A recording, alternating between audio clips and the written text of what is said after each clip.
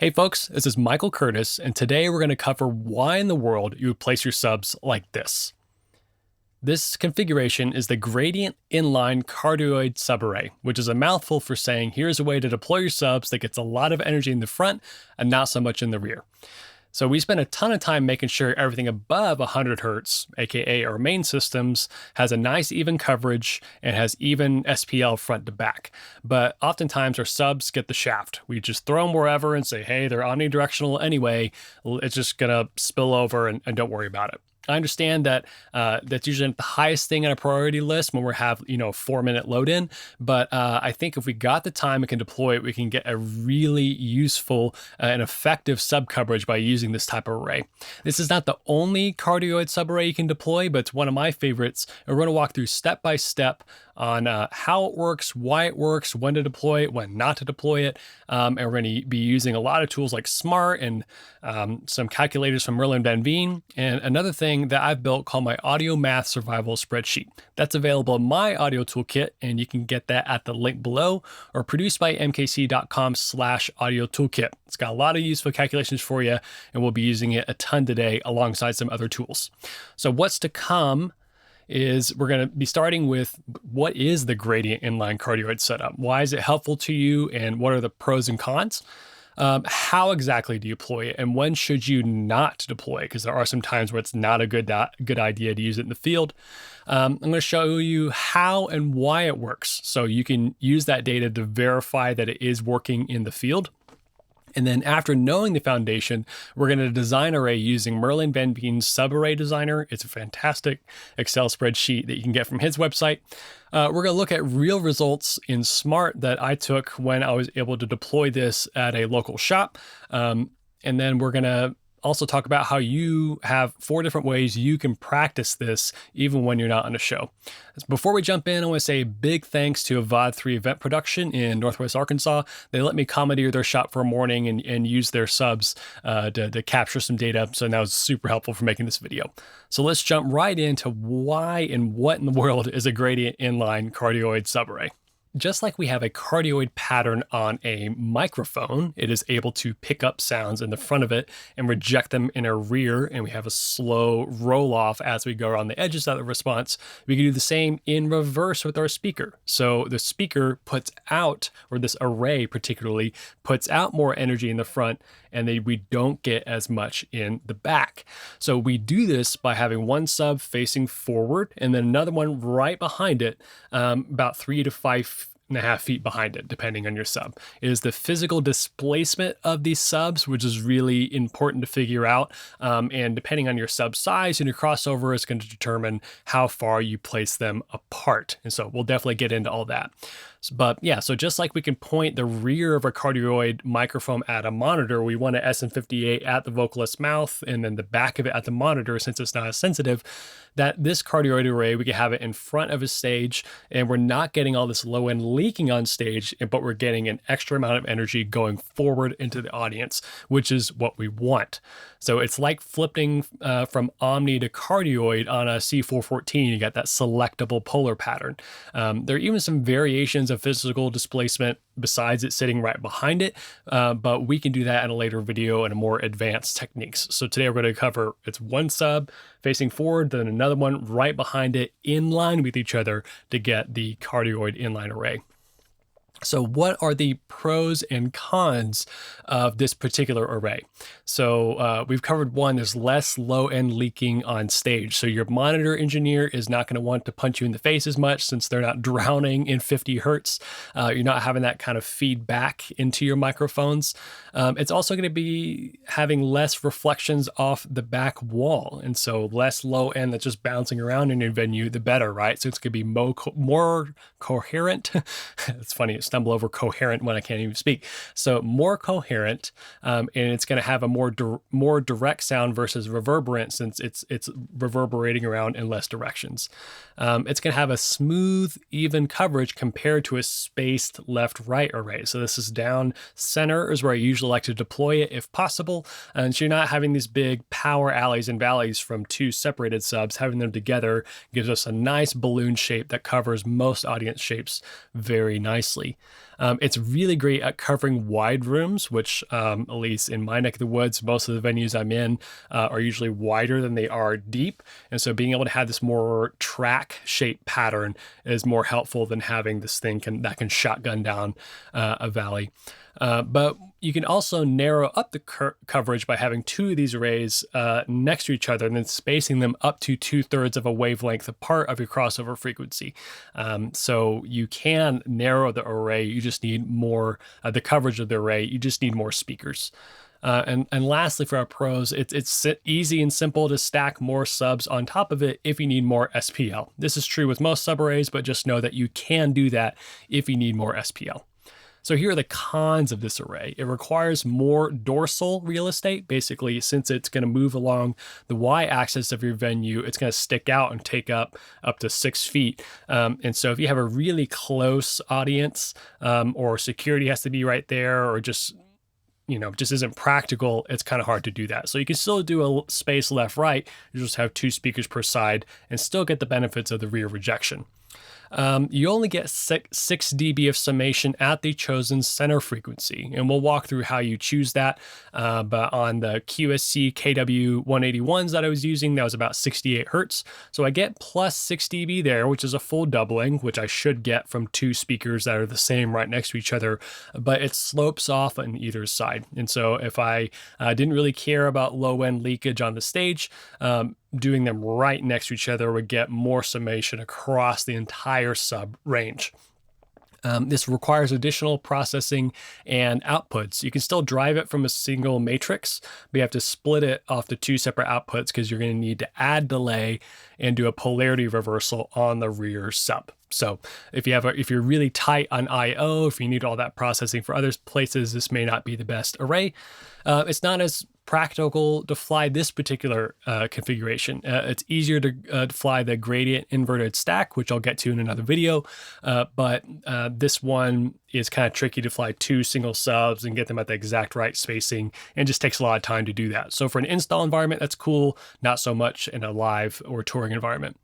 And then lastly, it just looks kind of goofy. So I deployed a 4-element array here, and some people, including the A2 that was helping me set up, who hadn't worked with before, was just like, you aren't facing your subs forward, or like, what in the world is this? And so it ended up sounding great. I was happy with it, but some people are going to give you funny looks just because it looks super weird.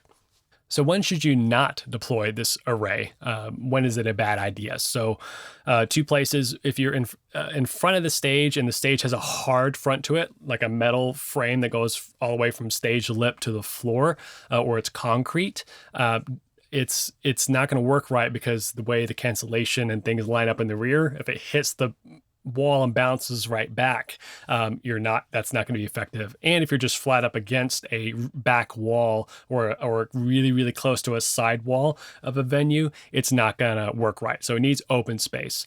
However, you can, if you're on some Wenger deck or something that has 3 foot of clearance, it does not have a stage front. I deployed this array recently at a show, or a similar cardioid subarray at a show recently, and it worked like a charm.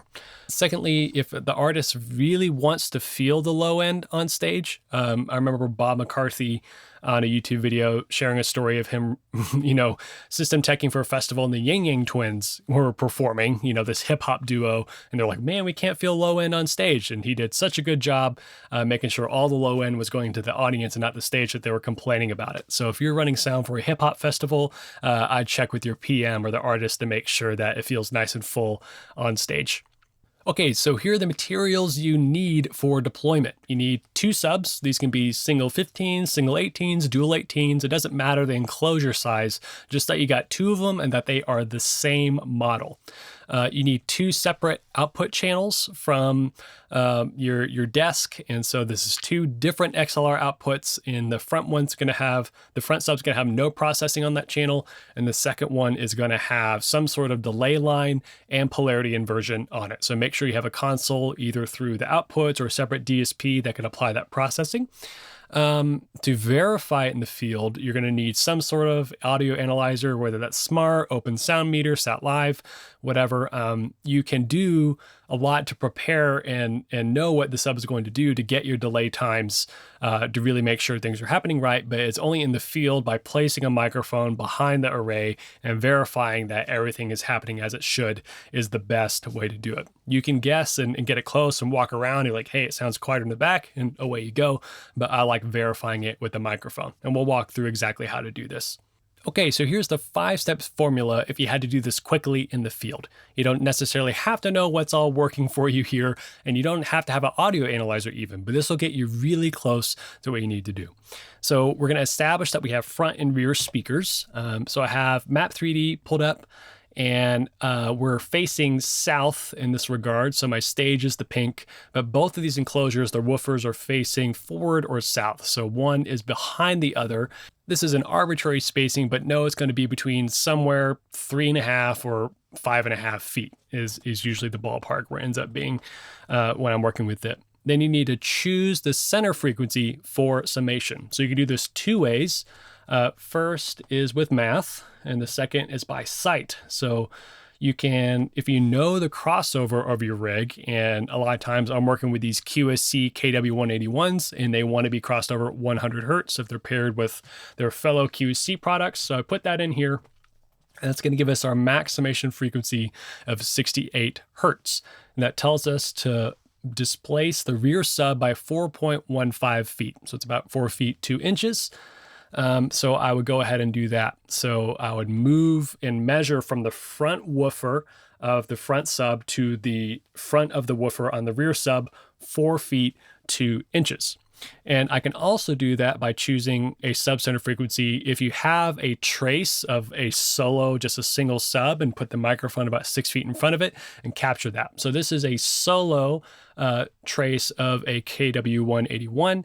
And I can see here that it's 68 hertz is right in the middle. So I have both the sub center frequency and the crossover both telling me that that's a great frequency to choose for the center.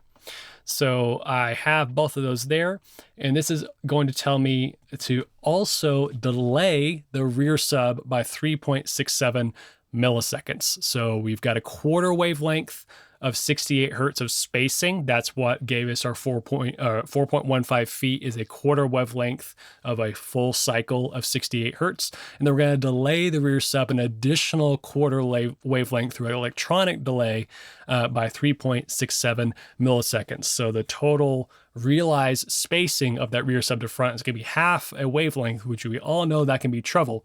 And then we will also invert polarity of the rear sub, which will give us the cancellation in the rear. So we're going to talk about why and how this all works in the next session, but those are the steps. If you want to, and you have an audio analyzer on hand, you can verify all that by capturing a trace at the front of the array, 6 feet in front of it, and 6 feet behind. You should have, addition in the front, and the sub level should drop in the back. And we'll be talking about what are some typical values to look for. So to recap those 5 steps, establish the front and rear speakers, choose a center frequency by either looking at the crossover you're aiming for or just the center of the sub response.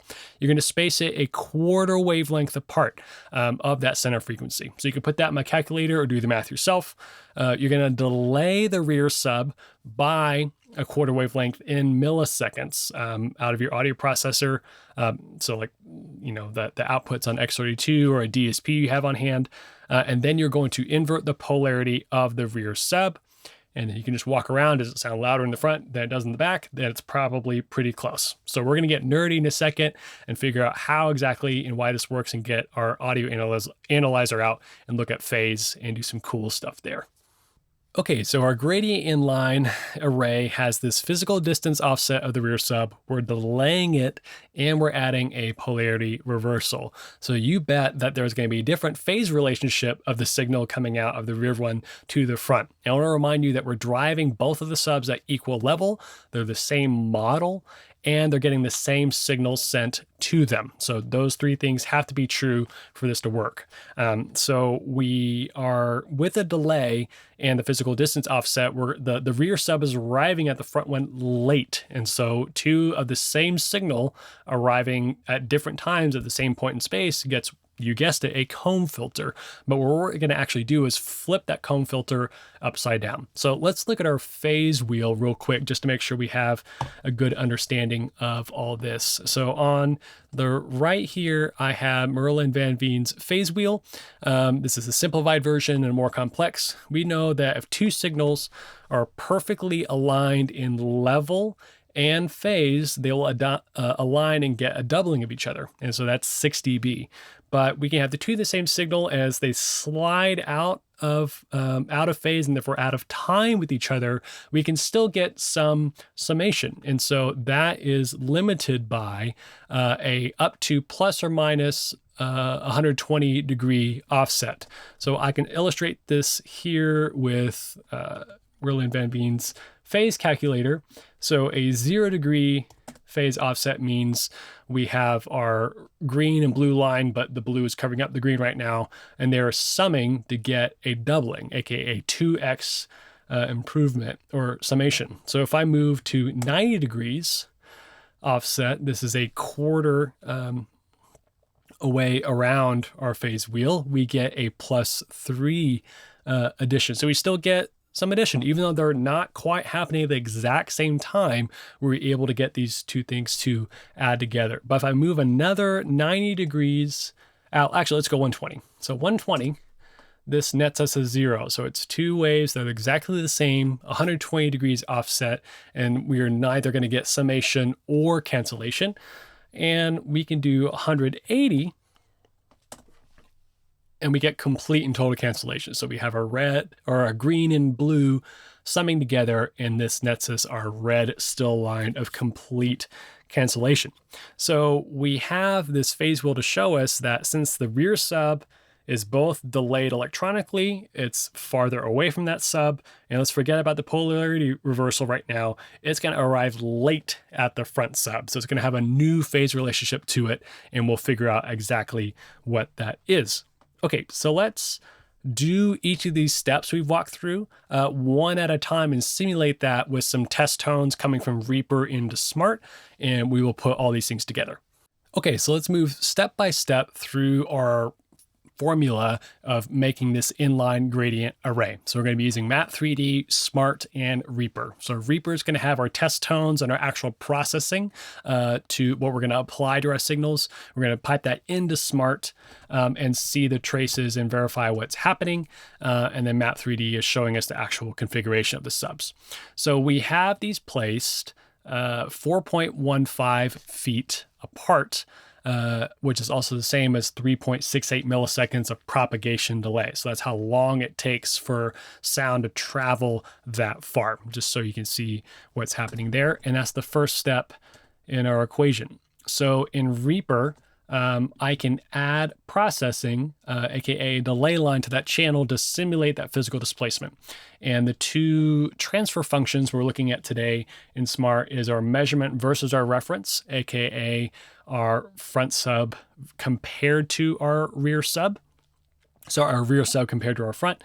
And then second here, I have our front sub and rear sub combined together, so summed together compared to our reference. And we can see that here in SMAART as these two different transfer functions. Okay, so let's move into our first step, and this is simulating the physical displacement of the sub. So that is 3.68 milliseconds of delay we have added to our rear sub just by moving it 4.15 feet apart. And this is what we can expect to see when these two signals come together in space. So our impulse response can verify that here is our front sub at time 0, and our rear is at 3.68 milliseconds of delay. So that's all good. We're getting our familiar comb filter because we know if two of the same signal arrive at the same point in space at different times, so we're going to get this really nasty thing of our phase wheel just cycling around and canceling out different frequencies. So that's exactly what you can see here. And we can verify that with the comb filter calculator I got here, my spreadsheet of 3.68 milliseconds of delay is going to give us our first three biggest dips, our first three biggest peaks, and then where our summation is going to stop. And that's at 90 hertz. So note that 3.68 milliseconds takes 272, or corresponds with a full period at 272 hertz. Half of that is where we get our cancellation. We're going to see that happen again. So let's go back over to Reaper, and now let's add our electronic delay. So we're now delaying the rear sub by 3.68 milliseconds. So let's pop back over to SMAART. So we saw that our comb filter is now shifted down. So we have a bigger delay, which is making it shift down lower in frequency. So our impulse response shows us that it's arriving later. Our phase response is correlating with each of these 180-degree offsets. And now we have a big giant dip at 68 hertz. This is the center frequency where we just align. So that's looks like exactly what we don't want to do, of have a big giant dip at the center of our sub response. So if I put now 3.68 times 2, that's our offset of 7.36. We put that in here and can confirm that 68 hertz is our first big dip. So yeah, a single period of 136 hertz takes 7.36 milliseconds, but the frequency that is half that takes half that time. Therefore, it is 180 degrees, only halfway around the phase wheel, so it's going to cancel out. So this is all expected. So here's the neat trick of the gradient inline, is now we add a polarity reversal to the rear sub. So what was now at our center frequency completely 180 degrees out of phase, now we're going to reverse it and flip that over. So we just saw our traces go from down and then move up an octave.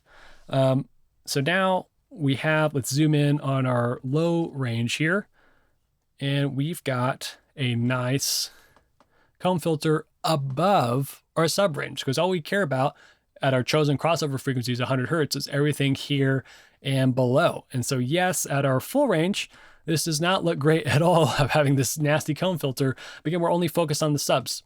So this is amazing that we have 6 dB of summation here right at our chosen center frequency. And it's going to gradually slope down and then gradually slope down here to the top of our range. But as long as I get to 31 hertz and have summation, I'm happy. And if I get to my crossover frequency of 100 hertz, which is right here, and I have summation, I'm really happy. So this definitely passes the test for me.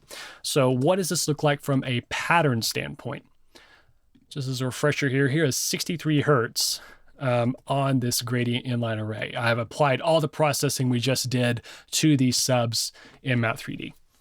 So here we are, we got this nice balloon shape out in the front. So it's covering this particular audience space very nicely. And we have a lot of rejection in the rear. So in a perfect environment, we can have, or like a really not reverberant and not having a reflective stage behind us, we can get close to 20 dB of rejection in the real world, which always isn't the case. Let's go up to 100 hertz right at our crossover and see if we're getting as good of results. See, the pattern is moving out to more of a track shape, not quite a balloon, like a track circle, oval. And it's lower in level since this sub is dropping off at that point. But again, we have a ton of rejection on stage.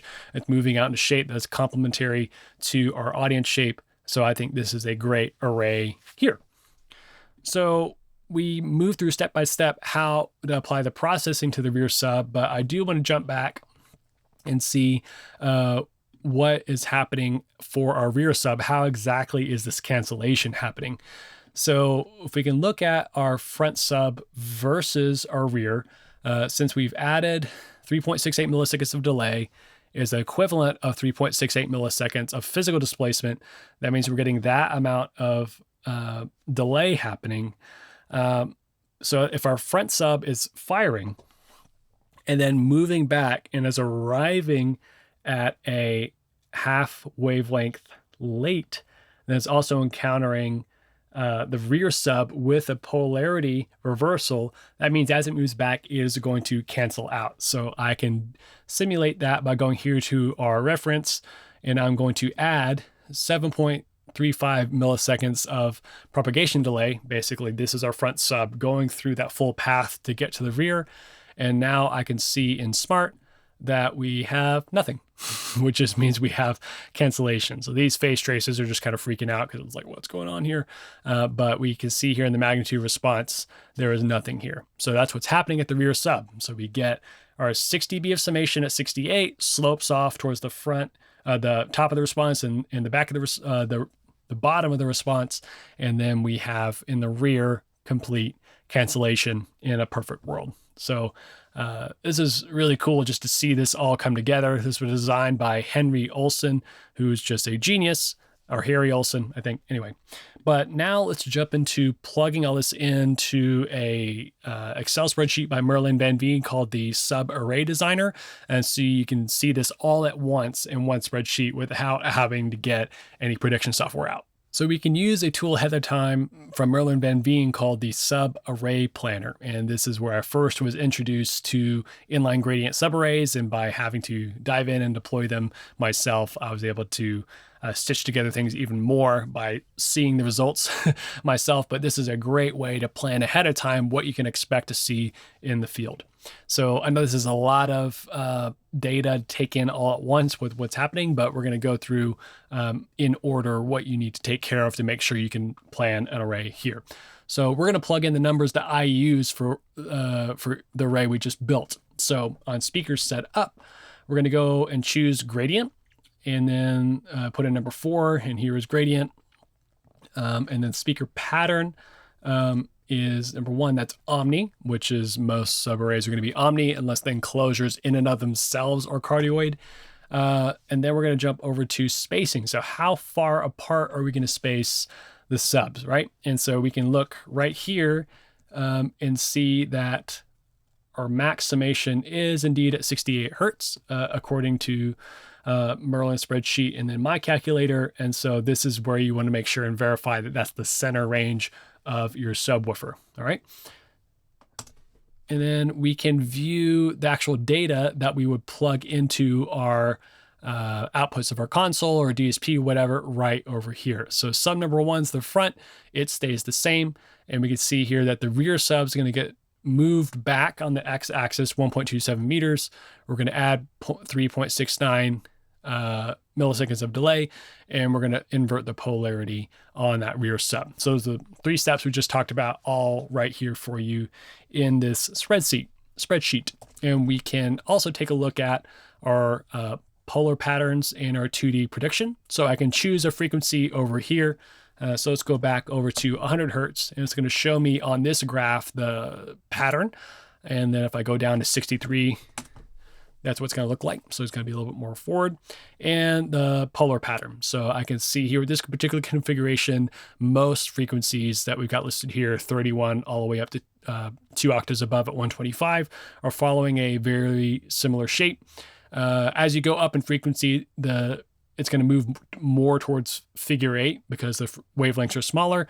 But as long as you're keeping your subspacing in mind and not letting them operate too high in frequency, aka below 100 Hertz, you should be just fine. And we can also see the phase response of delaying it this much. So this is at the rear sub. We have that cancellation or offset at 136 Hertz. So we can go up here to filters and add high pass and low pass filters that would be similar to our subs and really get a grasp for the range. I think on the KW181s, which we'll see in a little bit, they have a high pass filter at 49 Hertz. I'm not sure if it's 8th order or not. And then the low pass is at 100. So this is basically the usable range of this sub in this configuration. The rubber hits the road in the field, so it's time to verify that what you're doing is going to work. So we're going to walk through how to do that. So I was able to do this in a warehouse with a VOD3 event production, again, thanks to them. And so first off, it's a good idea to capture what I call a control group. So place your measurement microphone 6 feet in front of your sub, and then you're going to add delay to your calculator to where you get the phase flat at your crossover frequency. So for me, that ended up being 20 milliseconds of delay, and I got my 100 Hertz flat just so I didn't have to see so many wraparounds happening because say sub and low frequencies, because of all the filters, are late. They are really late. And then for the actual verification process, you're going to take your microphone and put it 6 feet behind the rear sub. So you got them right next to each other. Just solo the front sub, store that trace, and now put your microphone behind. So we've captured our solo of our front sub as a control, and now we're going to move our microphone to the rear, and then again, solo the front sub and capture that trace 6 feet behind that array. So it's going to be lower in level since it is farther away compared to our solo sub at the front. That is normal, and we're going to capture that. And then we're going to solo our rear sub, and it's going to be closer, therefore it's going to be ahead, so we can see that these phase traces are offset. So since we want them to cancel in the rear, I have our measurement microphone at the rear, and we now need to add an electronic delay to get that phase trace to slope down.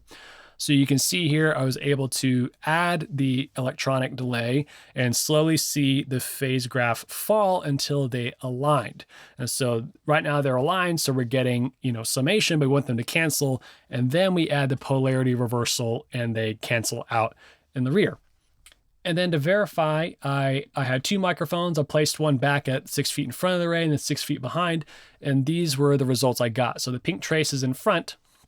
So I can see here that I have at my peak at 68 Hertz, it's at 9.26 dB. Then right here at 68 Hertz, minus 1.4. So it's about a 10 dB drop right there. I have a bigger drop here in the 56, or I guess probably the 50 through 65 Hertz range. And so this isn't a monumental difference, but I think 10 dB is a great place to start. I'd rather have 10 dB less low end on the stage than not. But reason why we're not getting this full huge reduction of 15 or 20 dB is we are in a room that has a lot of reflections going on. I think it's about 30 feet wide, so the sub's bouncing off the wall and back, and that kind of messes with this perfect cancellation in the rear. There are room modes, and so this is true with any room. There could have been a room mode making a hot spot at a specific frequency, so that's happening around.